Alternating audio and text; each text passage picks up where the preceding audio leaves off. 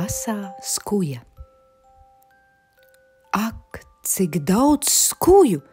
Iesaucās mazā Luīze, vērodama, kā tētis krata veco Ziemassvētku eglīti.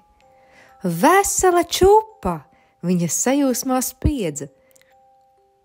Varbūt atnesīsi slotiņu un saslaucīsi? Tētis aicināja. Bet tās taču ir asas, es baidos! Luīze pacēla uzacis gandrīz līdz mākoņiem un ieplēta acis, lai tētis tiešām noticētu, ka viņai bail, un ka daudz labāk to varētu izdarīt māmiņa. Bailes vajag pārvarēt, noteica tētis. Nes vien šurp mazo slotiņu. Luīze zināja, ka tētis neteiks 10 reizes, tāpēc aši aizcilpoja uz tualeti pēc slotiņas un liekšķeres. Švīk žvāk, žvīku žvāku un skujas bija saslaucītas. Luīzīt, kārtīgāk, noteica tētis, apskatījis grīdu un iztukšojis liekšķeri lielajā atkrituma maisā. Pašai papēžos iedursies, kad ar zeķiem skraidīsi. Tētis vēl nosmējās. Un meitene centās, cik vien mazās rociņas to spēja. Es negribu tajā melnajā maisā. Pēkšņi atskanēja pavisam klusa balstiņa, tik klusa, ka to nedzirdēja ne tētis, ne Luīze. Kāpēc? No liekšķeres skanēja kluss, daudzbalsīgs, kritušo skuju koris. Es gribu palikt te un pavērot, kas mājās notiks pēc Ziemassvētkiem. Mazā skuiņa iesmējās un nolēca no liekšķeres.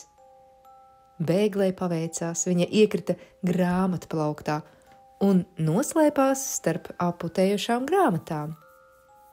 Tikai mazs zaļš deguntiņš ārā spīdēja, bet to neviens neredzēja, jo pārāk sīks tas bija. Ko tu te ielīdi?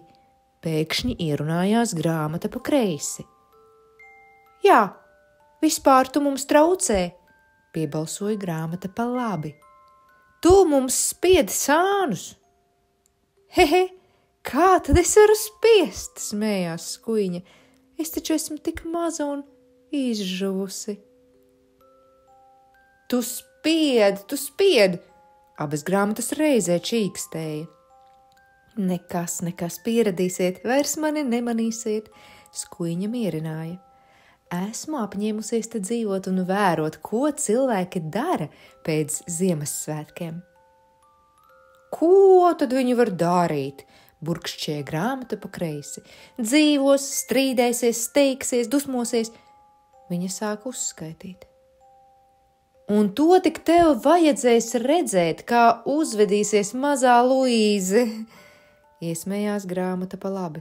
Viņa kritīs gar zemi un klieks un izmētās savas mantas un runās pretī mammai.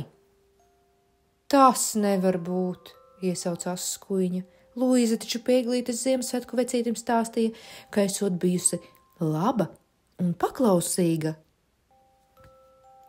To viņa teica, lai dabūtu dāvanas, smējās grāmata pa labi. Tā nemaz nav patiesība, piebalsoja grāmata pa kreisi. Luīze, ai, gan tu vēl manīsi. Un ilgi nebija jāgaida.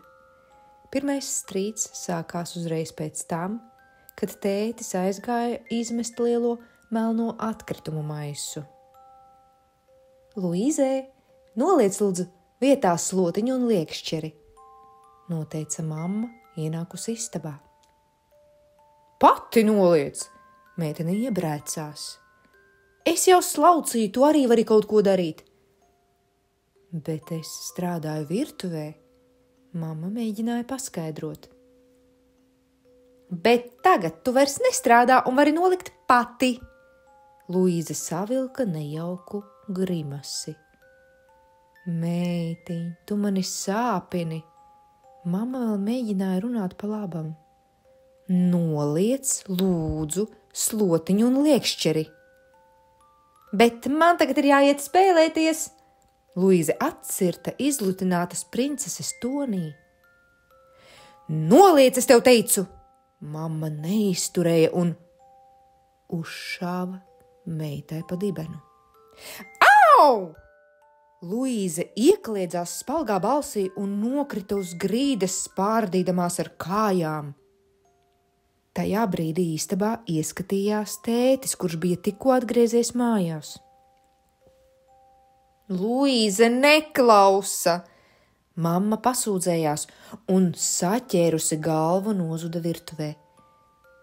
Tētis mierīgi noģērbās, ļaudams meitai izkliegties. Tad iegāja istabā, neko nesacīdams, aiz rokas piecēla viņu no grīdas un ar pirkstu parādīja uz slotiņu. Tad ar vieglu galvas mājienu parādīja virzienu uz tualeti. Luīze klusēdama pacēla slotiņu liekšķeri un aiznesa vietā. Un tikpat klusi nozuda istabā pie savām lēlēm. Āk vai!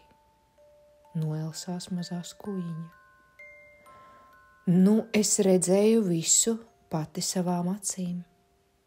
Mamma ir nesavaldīga, bet meitene ir niķīga, nepaklausīga, izlaista, spītīga.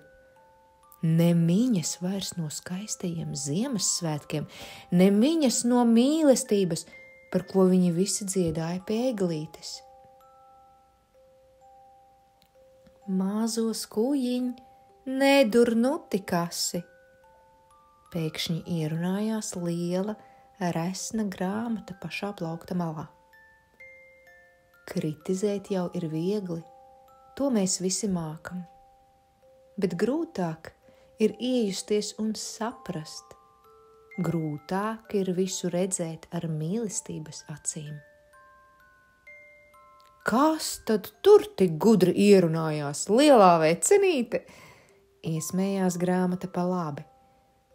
Tā meitene ir vienkārši briesmone, un tas ir fakts.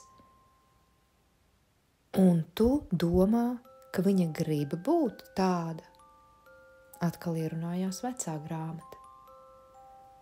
Tu domā, ka mamma grib būt nesavaldīga? Tu domā, ka Luīze grib būt nejauka un spītīga? Tu domā, ka cilvēki grib būt ļauni? Viņi negrib. Viņiem vienkārši nesanāk. Kāpēc tu aizstāvi to mazo briesmonēnu? Kāpēc tu aizstāvi tos ļaunos cilvēkus? Viņu skaistās dziesmas par mīlestību, par Jēzus bērniņu ir tikai teātris. Ņirgājās grāmata pa kreisi. Es ticu, ka tas nav teātris, vecā grāmata lēni noteica. Tās ir viņu sirds ilgas pēc tīrā, pēc baltā, pēc patiesā. Viņi grib, bet nevar.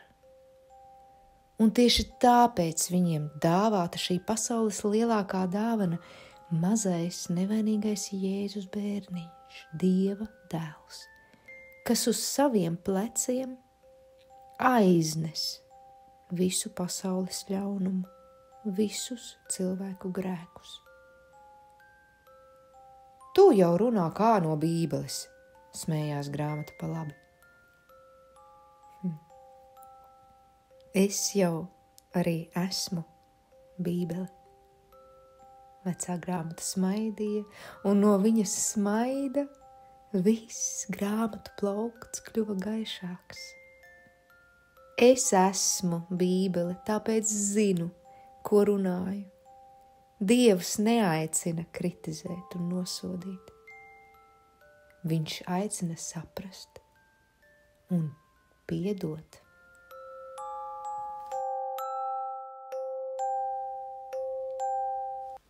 Praktiskais darbiņš. Pēc Ziemassvētkiem savāciet nobirušās egles skujas. Padomājiet visi kopīgi, kam vēl pasaulē ir asumi, ezim, kaktusam, dzeloņcūkai. Uztaisiet to no plastelīna un saspraudiet iekšā nobirušās skujas. Varat pamācīties arī ciparus. Sataisiet daudz zaļu mazu apaļu plastelīna kaktusiņu un palūdziet, lai pieaugušais pie katra kaktusiņa pieliek zīmīti ar kādu ciparu. Un jūs tad plastelīna bumbulī saspraudiet tik adatiņu, cik rakstīts zīmītē. Pēc tam varat noskaidrot, kur vairāk adatiņu, kur mazāk.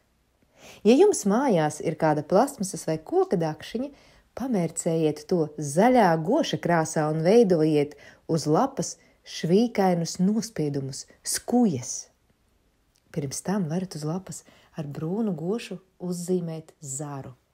Būs neparasts mākslas darbs.